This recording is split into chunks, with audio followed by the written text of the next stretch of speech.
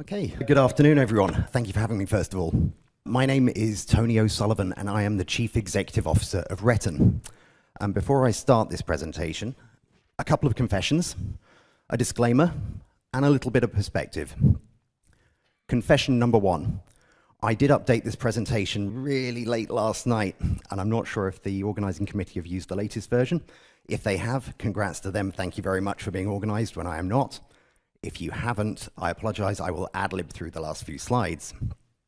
Confession number two. I am not an engineer, and this will be the least technical presentation you will see today.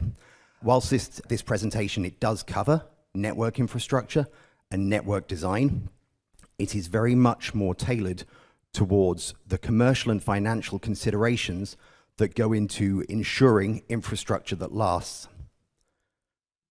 There are plenty of engineers in this room that can build a technically capable network, maybe not so many who can do it once their CFO and their CEO get their hands into the commercials and financials of the project.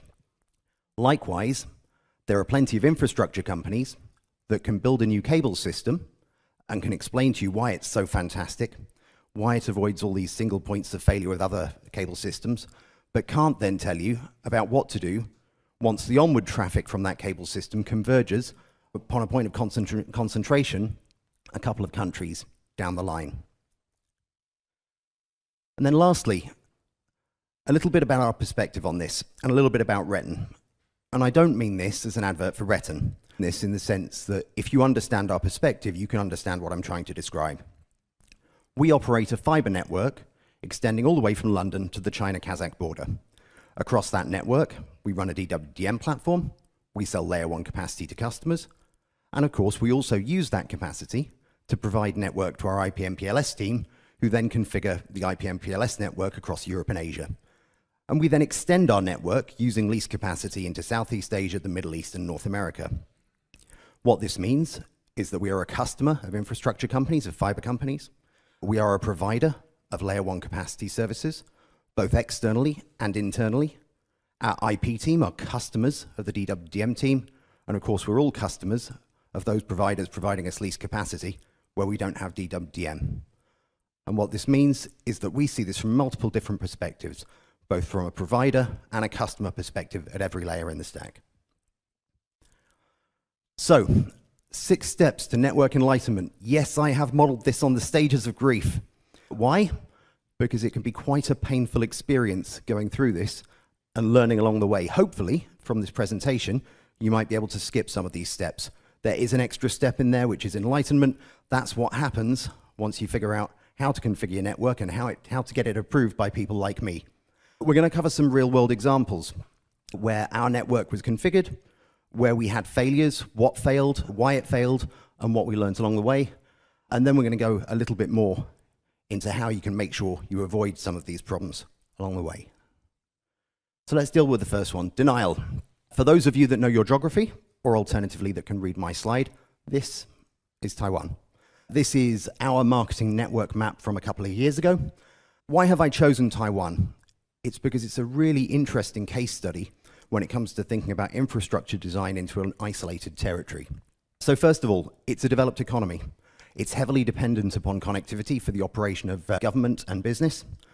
And of course, it's an island, and it has some geopolitical concerns, so to speak, next to it. As an island, it's fully dependent upon subsea connectivity to connect to the global internet for wholesale requirements, of course. And so it's fully dependent upon subsea cables, of which there are a limited number. There are a limited number of cable landing stations. There are a limited number of affordable cable systems. And what this means is that many companies operating managed service networks inside Taiwan are concentrating around a few cable systems which are cheaper. And this creates hidden concentration amongst the networks of the island. Further, many of the networks which are based in Taiwan are not peering locally. They're not exchanging traffic locally. If you're on one network in Taiwan and I am on another, the chances are our traffic is being exchanged in either Hong Kong or Tokyo. And what this means, of course, is that traffic is unnecessarily transiting subsea links, causing further congestion on those links, and of course, in the case of subsea cuts, it means it's got disruption to that traffic as well. It runs a fake dual carrier hotel system. What do I mean by a fake dual carrier hotel? This in the sense that people go, I am in A and B.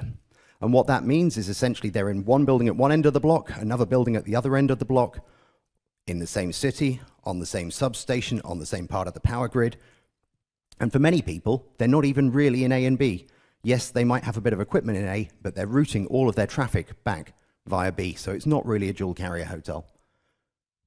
So this is why I use Taiwan. And let's look at what happens when it goes wrong. So, Taiwan cable cuts.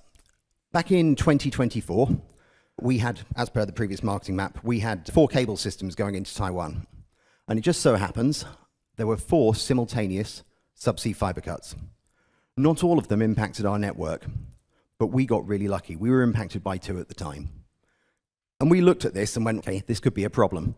So coming into 2025, we added a 5th cable system. We thought, we've got 5 cables going into Taiwan. What can go wrong? And then 2025 hit properly. There were 4 simultaneous subsea fiber cuts. The cables that were cut included the 3 cable systems we had connecting Hong Kong directly to Taiwan, and it included all of those cheaper cable systems, which I referred to earlier, where there's that hidden concentration trap, because every major transit provider is using those cable systems. What this meant in reality on the ground was that there was one tier 1 in Taiwan that went totally dark, completely offline. There was another tier 1 that had such severe congestion, they were prepared to pay whatever price necessary to pick up half a terabit of capacity on the open market just to ensure they could service the committed data rates of IP transit customers. And of course, for many IP transit customers inside Taiwan, they were sitting there thinking, I'm okay. I've got 3 upstreams. I've got 2 tier 1s and a big tier 2. But again, there's that concentration trap.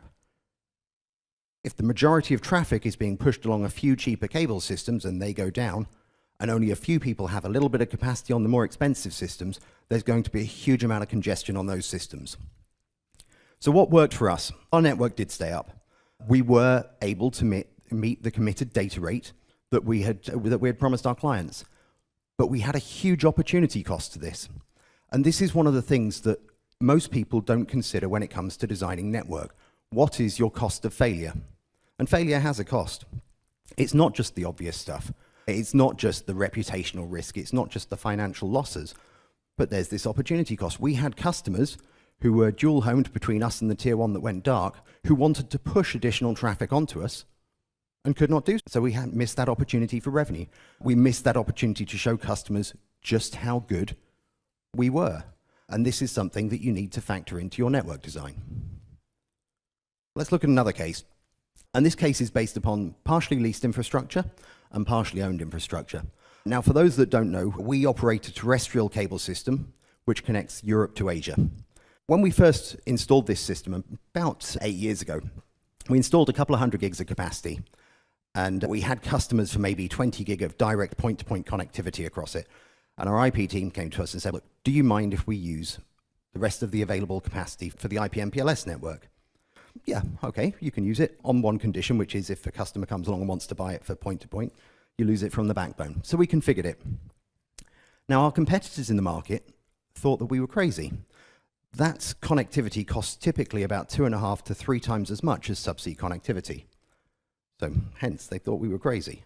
But our customers really liked it. If you were a customer in Hong Kong, you saw round-trip times between Hong Kong and Frankfurt around about 145 milliseconds compared to 180, 190 via subsea.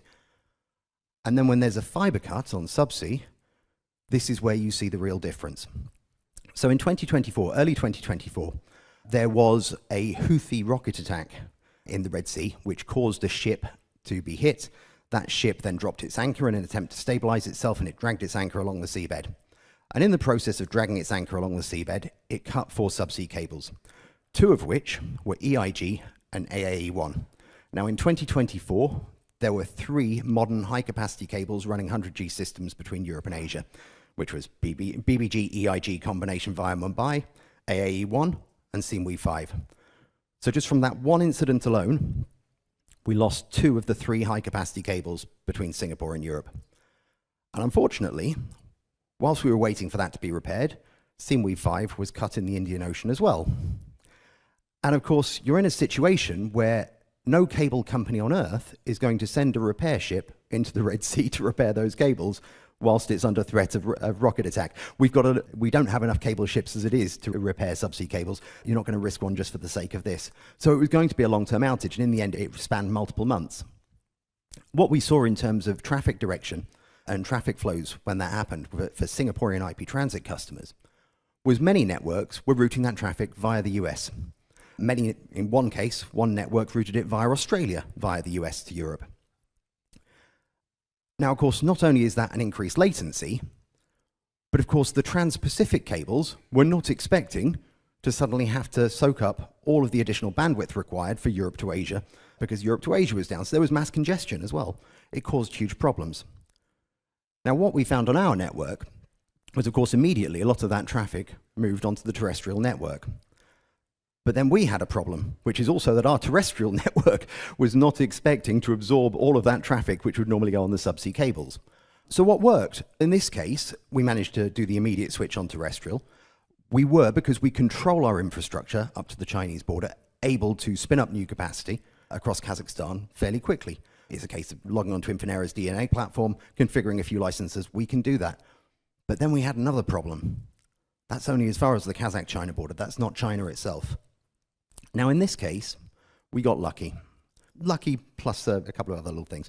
Lucky in the sense that obviously the Chinese carriers also wished to configure new capacity as quickly as possible because they were also impacted by these subsea fiber cuts.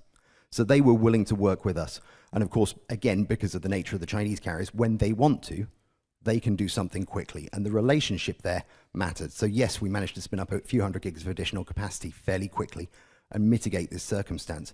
But this is an important differentiator between what happens when you're on a fully leased network and when you control your network and when you can control the infrastructure, and how quickly you can react to these kind of crises. And if you cannot spin up your own capacity, if you do not have a reliable partner who can work with you, then you probably need to overbuild, and that needs to be factored into the cost of building your network. Lastly, a little bit of a study where we hold all of our own infrastructure. So this is Ukraine.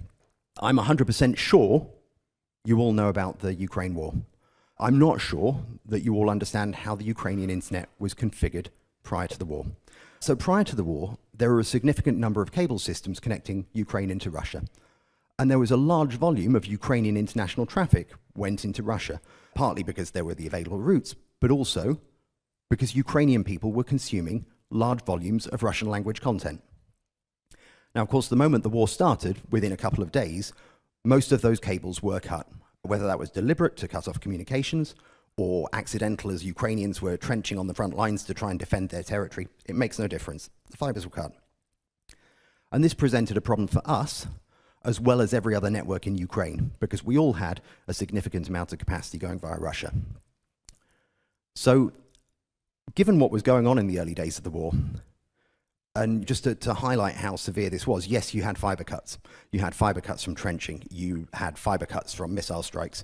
You lost equipment because ILAs were being blown up. It turns out the correct place to locate an amplifier is not at the base of a TV mast. They are military targets. And we lost more Infinera amplifiers in the first couple of months of the war than I care to think about. And of course, you've got the impact of rolling power outages. So how do you get through this? As you can see from this map, and this map was representative of about 6 months after the war started, we effectively had 2.5 routes exiting from Ukraine towards the west. I say 2.5 because we had 2 from Kiev, which is the main traffic source, and then 3 cross-border, and we had a little bit of lease capacity going via Moldova. So what worked and what got us through it, and I would say bear in mind that we didn't have a single IP pop go offline for more than a couple of hours throughout all of this. It turns out one of the key things is relationships in an emergency like that. When you need to do stuff quickly, it's about who your friends are in the industry. And we, along with a lot of other Ukrainian carriers, came together to swap capacity. If they had one fiber route and we had another, swap capacity. And that way you can at least keep things running, even if your fiber gets cut. Other key relationships, Atracom, the main fiber provider in Ukraine, their engineers are either crazy, insane, or love their country so much they'll do anything. I'm not sure which is probably a good mixture of all three. But they sent their engineers out, and their engineers were dying to go out to go and repair fiber in every circumstance imaginable. And that relationship with Atracom helped get us through. What else got us through? The fact that we managed our own supply chain. So we kept all our own spares in Ukraine. We didn't rely upon, in our case, we're an Infinera, Sienna and Juniper user. We didn't rely upon them to maintain our stocks in Ukraine or their 24-hour replacement warranty or anything like that. We kept our own spares. And by keeping our own stocks, it meant when those amplifiers were blown up, when we needed to add additional capacity, we could do that relatively quickly. Likewise, we maintain our own technical teams. We're not relying upon third parties for configuration of the network. Much as we told our teams not to put themselves in danger, they did on occasions put themselves in danger to keep that network running. But we were always in a position where we could control what was going on within the network. And then lastly, what got us through it, and this sounds really boring, but it's true, was maintenance schedules. In December 2021, our managing director in Ukraine came to me and said, I need to spend 50,000 euros on replacement batteries for all of our ILA sites. They've been in place for 12 months. She asked for approval. I went, do I have to? She went, yeah, you do. And I did it. And then January 21, she went through the process with the engineering team of replacing every single battery in our ILAs. And some of those ILAs stayed up for 4 days straight during the early days of the war without power because of that change. I'm pretty sure if we hadn't done that battery replacement, we would have lost numerous ILAs along the way. So, I promised myself I wouldn't talk about AI during this presentation, but thank you to AI for this wonderful graphical representation of me. There is always going to be an internal fight inside your business. There will always be bargaining. Like I said on the intro to this presentation, there are plenty of engineers who can build a network which will technically stand up. The question is, will it technically stand up whilst also being commercially and financially viable? And more often than not, what you'll find is an engineer comes up with an idea and will go through to the commercial decision makers, and they will essentially hack that idea into little pieces, thinking they know best about the engineering, and they don't. They know best about the commercial and the financial. They know what will stand up in the market. And so I think it's really important for engineers to understand the commercial and the financial constraints and how people such as myself think, because that means you design your network properly with those considerations in mind in the first place.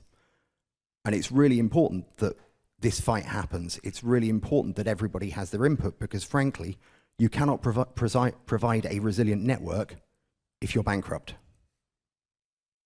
You have to manage your costs, and you have to ensure that you're getting the right revenues in for the network you design. So we've got a few rules. Who needs them? Apparently we do. Build for risk. What do I mean by this? You need to understand and quantify what you consider to be your acceptable risk. Like I said in the intro to this presentation, no network is perfect. There's no such thing as 100% uptime. Something will fail eventually. The question is, when you get that call from a customer saying, hey, this has gone down, do you feel comfortable saying to them, actually, we designed our network properly, this is just bad luck? And if you're not, then you need to build a different network. You need to build a different network for your risk. And I say this from a very different perspective. I'm one of the few CEOs, I think, that's left that remains at the top of the technical escalation chain. If you buy services from us, you have my mobile phone number. And that can be a scary prospect sometimes. So build for your risk, and understand within risk, it's no longer just about path diversity. You've got to take into account geopolitical considerations. You can have multiple cable systems through the Red Sea, as we saw before. One incident can cut those out, so you need to think more about geopolitics and more about the overall perspective. You need to consider what your mean time to repair is. You know, we're now in a situation, when I entered the industry, typical subsea cable repairs were maybe 8 to 10 weeks. We had one situation with one of the Taiwanese cables that was out for over 200 days. And let's think about this. That's 200 days where you're paying for that cable. Force majeure applies to subsea cable systems. If we think about that in terms of that Taiwanese cable system, that means we spent an extra about 150,000 US dollars on a cable system that wasn't operating. Or we could have spent an extra couple of $1,000s on one of the more expensive systems from the incumbent operator. And it turns out an incumbent operator tends to get cables repaired fairly quick when the government is on their back. That would have paid probably for about 7 years worth of difference. So think about all of these things. And on this point, design smart, not big. You don't need all the routes in the world, but think very carefully about where those routes go and about what advantage they're giving you. Sometimes, as I mentioned before, just then with regards to buying from an incumbent operator, it makes sense to pay that premium, because it means you'll end up with a network which either stays up longer or alternatively gets repaired faster. And then Optimize efficiency, which might sound a bit of a strange one to include with resilient networks, but I actually think it's really important. I say this from the pain of watching our Singaporean POP, or one of our Singaporean POPs, be rebuilt 3 times in 5 years. If you think about efficiency from day one, and you think about optimization of your point of presence, you don't end up with a point of presence which is spread across 5 racks in 3 different floors of a data center with lots of in-house cabling.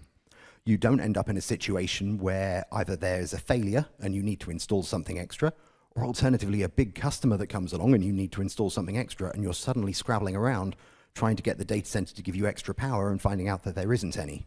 If you keep things compact and efficient, the chances are you have space and power available for when you need to act quickly. 400 gig ZR optics are a great example of this. If you're running a transport network already, 400 gig ZR optics massively reduce your power consumption, they massively reduce the amount of equipment you need in every rack, and then on top of that, of course, it makes your spare supply chain much simpler and much easier to manage. There are a few rules for us in terms of the way that we act, and it's both from a customer and a supplier point of view. If it seems too good to be true, everybody in this room, I think, has gone out to market at some point and said, hey, yeah, how much is this service? How much is the transit here? How much is 100 gig between here and Stockholm? Everybody has a fairly good idea of how much the price should be. And you'll speak to 2 or 3 operators and you'll get a relatively similar price. It might differ 10%, maybe 20% if there's something particularly unique. If you see something which is 30, 40% difference, you should probably be asking questions. If it's that big a difference, it is probably under-engineered. So do your research and don't fall for it. And in the case of operators which are offering such services, be honest about what the limitations are. There are some of them that are very honest. Hey, it's cheap, but you get what you pay for. On that note, demand transparency. We should be providing it as a supplier. If you need information from us, if you're under NDA, absolutely provide it. And you should be demanding it from your suppliers, your vendors. KMZ's routing information, equipment information, how your NOC operates, what the mean time to repair is, demand it from your people. And then lastly, educate and inform. Whether it's via forums like this, whether it's by sharing information one-to-one, it's important that we educate people about the right way to build a network. And this in the sense that sometimes saying the right thing is not commercially the right thing. Sometimes I still sit on top of the pricing team inside RETN, and you'll get a question from a customer such as, if I buy everything from you, what can we do on price? And my answer would generally be, I don't want you to buy everything from me. That's crazy. That makes me a single point of failure for your network. And when it goes wrong, that looks really bad on me. And I don't want that. We saw one incident over the last year, a carrier that will remain nameless, but were knocked offline by a cyber attack. And this is not to isolate them. They were hit by a 0-day exploit. So a European carrier hit by a cyber attack, and it meant they couldn't configure new services. They couldn't build customers. They couldn't do anything new. The network was static, but beyond that, they were stuck. And if you had them as a single vendor and you need to upgrade your network, you're then stuck. So you need to make sure that you have vendor diversity. And part of this educate and inform is telling customers, have you thought about another vendor? While I was preparing this presentation the first time around a couple of months ago, I then received this. And this is an example of what not to do. And again, I don't wish to highlight this particular carrier. Hopefully I managed to block out their logos enough so you can't see who they are. I was writing this presentation, I received this email, and carriers' marketing teams do this all the time, and they really shouldn't. So in case you can't read it, it says, "Hi Tony, managing multiple network vendors makes expansion slow and complex. We eliminate those barriers by giving you a single accountable provider with a top-ranked global tier 1 IP backbone. Choose us for global reach, streamlined operations, and resilient infrastructure." That is not what we should be telling customers to do.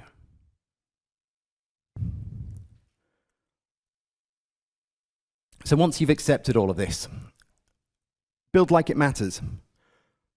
So think about your risk, think about your cost of failure, build it into your plans, and design your network accordingly. Protect your budgets. Make sure that all of those costs are in there, including that cost of failure, including the lost cost of opportunity, and then price your products accordingly. If you're not being profitable, you're probably not going to be able to sustain your network, which means you're not going to be able to provide resilient services from now into the future. Ensure that your supply chain is fully diversified. So network vendors, fiber suppliers, if you use third-party maintenance support, Ensure all of this is fully diversified and you have multiple vendors. Diversity should not just be about the network layer. And then further expand that to your business and operations.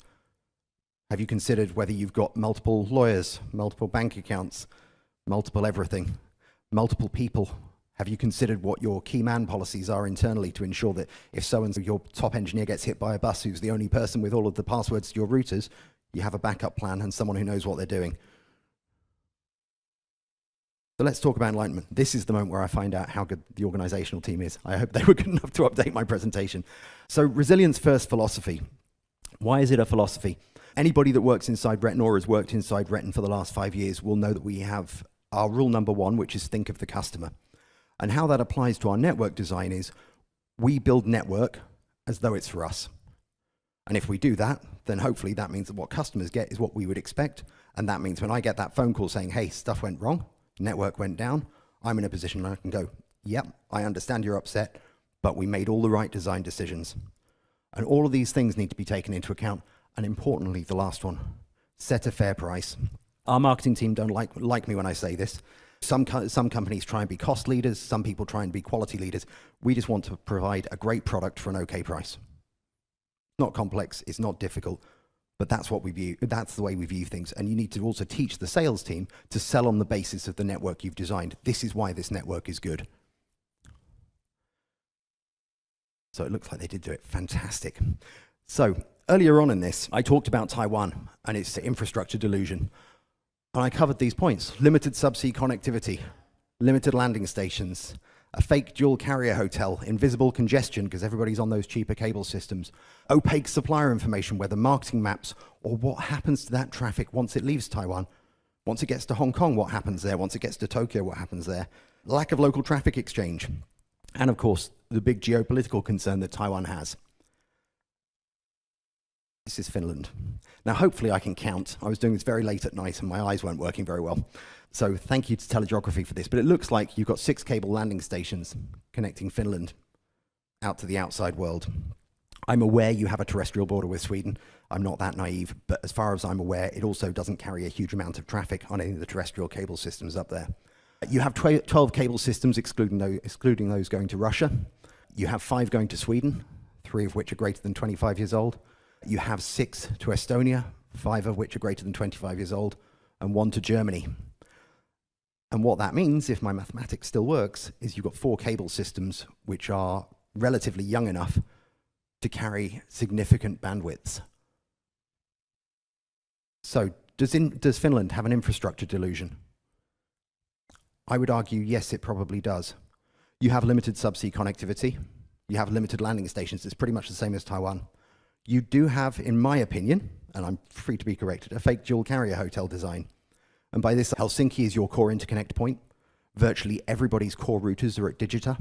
Yes, some people do have additional equipment at the Equinix campus or alternatively at Eliza's facility, but more often than not, either you or your suppliers are then routing that traffic back via Digita. You've got invisible congestion, again, because many of those cable systems, people are focusing their capacity upon them. And of course, onward from there, once you get to Sweden and try and get Sweden to Denmark, many cable systems are using that same bridge across to Copenhagen. And likewise, if you go down through the Baltics, most people are operating on a single cable system. You do have good local traffic exchange, I'll give you that. But you do also have your geopolitical concerns. How have we resolved this? Just very quickly, we have what I would call 3 independent paths. We have 4 leaving Sweden, leaving Finland on 4 different subsea cable systems, and then 3 paths from there onwards. 1 which goes via Copenhagen, the usual route as everybody else, and then we have 2 separate paths going down through the Baltic states, which are completely diverse towards where the traffic needs to go. And this was the important point I was talking about, the onward congestion. Most traffic in Europe is still going towards Frankfurt and Amsterdam. So you need to make sure that beyond escaping Finland, that traffic can then reach where it needs to go without congestion. I apologize, I've run over, so I'm going to have to leave it there. Thank you very much.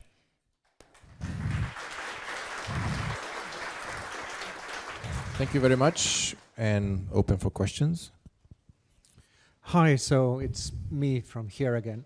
Land path up north. So I spend a lot of time talking with our members, the Finnish IXP members, and I've noticed that even medium-sized, not just the largest, but also the medium-sized operators are building a backup path up north on their own volition.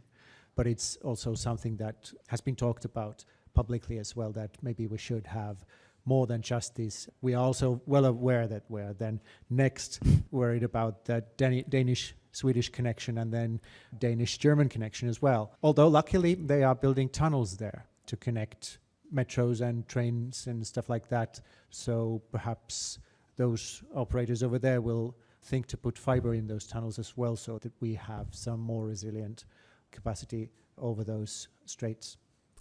But in the past year, maybe more last year than this year, but we've had numerous cable breaks and mostly they always managed to break 2 cables at a time because some authority was there and stopped that particular boat before it could reach more cables, which has been lauded in the media. But at the same time, the nations around the Baltic Sea have realized that we only have 2 boats to fix all the cables in the Baltic Sea, though. So if they would have managed to catch more than 2 cables, then the downtimes would have been a lot longer. So I read in the news that the countries are trying to figure out a way to jointly fund and maintain more cable boats, because when I said we have 2 boats, one of them actually lives in France. So it first has to come here. It's not that far. Yeah, but compared to Taiwan, some of the boats probably came from France as well, which is a lot further. It's not that bad, but yes, there's a limited number available. But also you've got to bear in mind with places like Taiwan, and we see the same between Singapore and Hong Kong as well, there's also geopolitical considerations, because there is, how do I describe it, a debate over who owns the sea. And that means that a cable operating ship needs to understand who is it getting permission from. And that creates additional complexities as well. Yeah, in the Baltic Sea, most of the cables have been laid in national waters so that they've tried to minimize the international bit. But then again, usually it's just 2 countries for the cables, whereas like a cable from Taiwan to some other countries might go through some other countries' national waters as well, third-party national waters. But anyway, what's your perspective on a global level about this sea cable fixing ship issue? Yeah. Look, we do have a lack of cable repair ships, there's no doubt about it, and we still haven't caught up from COVID when the shipyards were closed. But ultimately, you mentioned, for example, that more medium-sized ISPs are looking at terrestrial connectivity into Sweden. And of course, we all understand that a lot of this has been driven by the improvements in fiber connectivity to the north of Finland and Sweden, which has come from OTTs building AI data centers and stuff like this. But my engineering team, just as an example, if I said to them, hey, look, I want to build redundant connections between Finland and Stockholm via this massive loop across the north of Copenhagen, it's a massive latency increase. How do we manage that? For an absolute final backup, I suppose it'll do, but that's one of the primary considerations, especially if you're talking about traffic. And again, bear in mind the European internet is still focused around Frankfurt and Amsterdam. A large proportion of that traffic is still going in that direction. So you've got to think about the additional latency going that way. So the question is that a viable solution for what we're talking about? You've got those 2 engineering constraints coming in. And the problem with all of this, as I see it, it goes back to the same situation as Taiwan. You can build all the infrastructure in the world. It doesn't matter if networks don't use it. And for that, there's always other considerations. It's got to be, is it similar latency? Is it a similar price? Is it a similar, all of these other things. And so how do we encourage more networks to use more of the infrastructure and become more diversified? If we look at the way that Nordic networks have been configured over the years, and we were guilty of this 5-6 years ago as well, still the majority of traffic from Finland was taking that traditional route via Stockholm and then direct down into Copenhagen. And we've got to start thinking about other paths as well. We've got to start thinking about alternatives to this.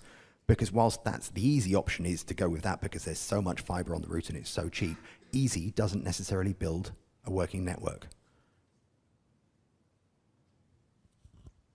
Thank you. Thank you indeed. Any other questions? No? Thank you, Tony, again. Thank you.